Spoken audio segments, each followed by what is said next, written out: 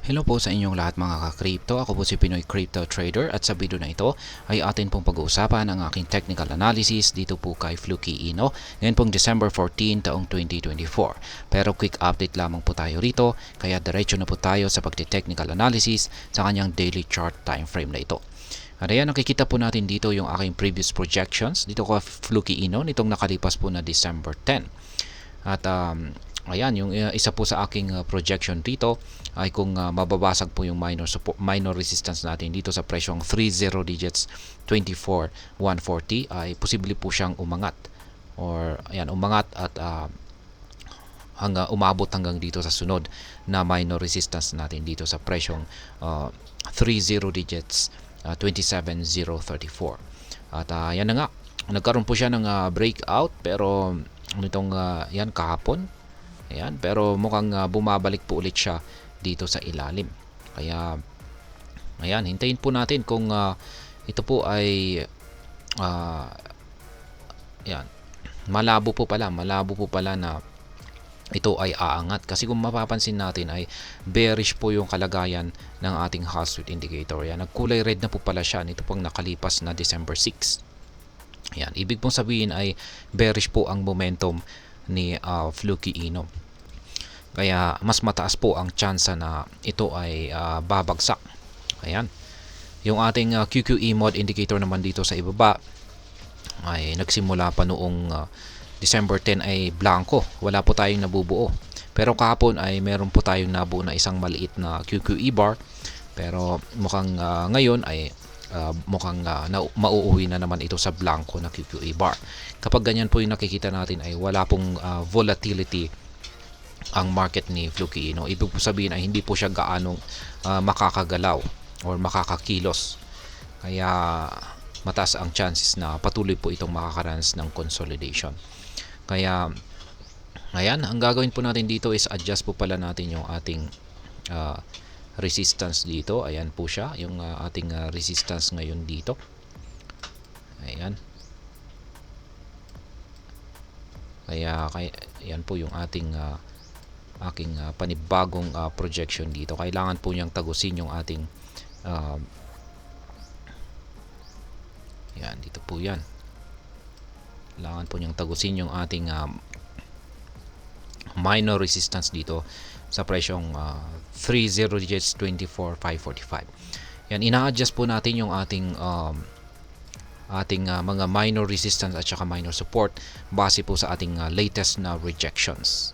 Yan, kasi mas accurate po yan. Yung latest na rejection yung pinagbabasihan natin sa ating mga support at saka resistance. Yan. Ayan na po yung panibagong resistance natin dito at ayan, yung aking sunod naman na ikalawang projection dito ay possible po na makakaranas siya ng patuloy na consolidation dito po sa ilalim ng ating minor resistance line na ito, or possible baka babagsak pa po siya rito.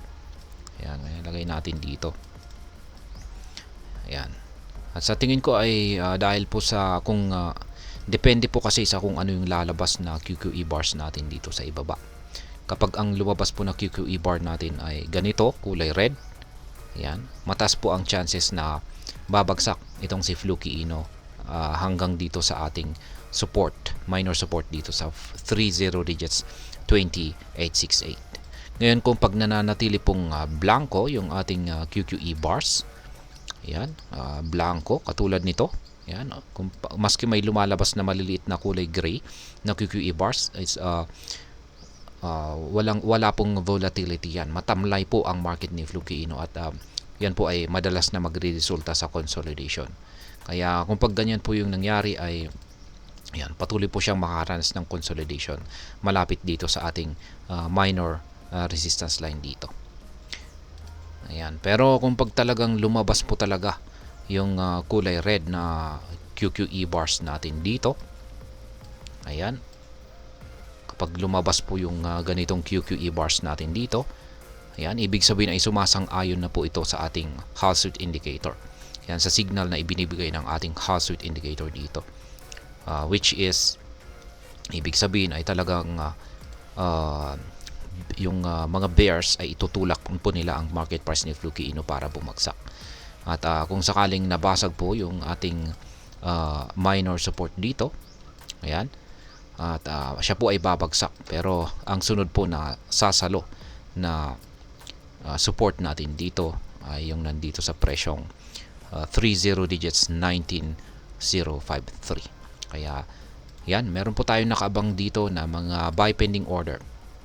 Yan, kung sakaling bumagsak po si Fluky Ino rito ay may mga nakabang po tayo dyan na buy pending orders.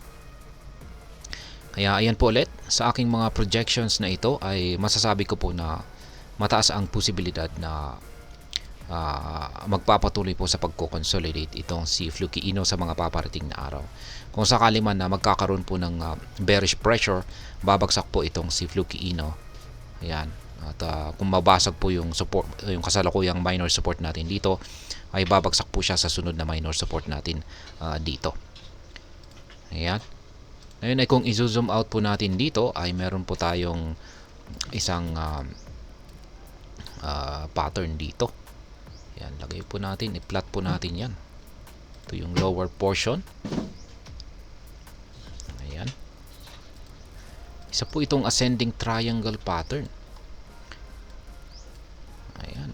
Ito po yung ito na rin po yung nagsisilbing upper portion nito, yung minor resistance natin dito. Kaya yan, highlight po natin.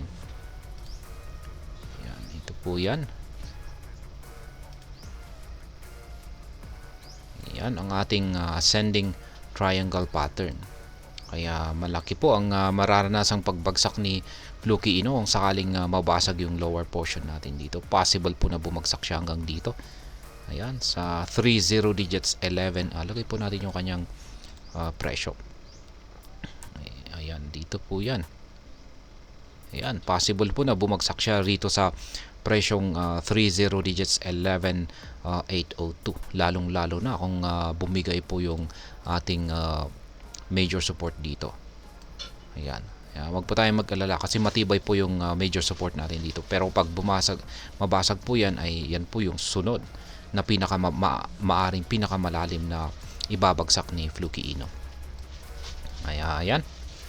Yan po ang aking technical analysis update sa araw na ito dito po kay Fluky Ino. Para sa mga bago lamang po rito ay check na lamang po ninyo ang description ng video na ito para malaman kung anong platform at mga indicators ang ginagamit ko dito.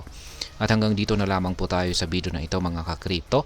Marami pong salamat sa panonood. Ingat po tayo lagi at God bless po sa ating lahat.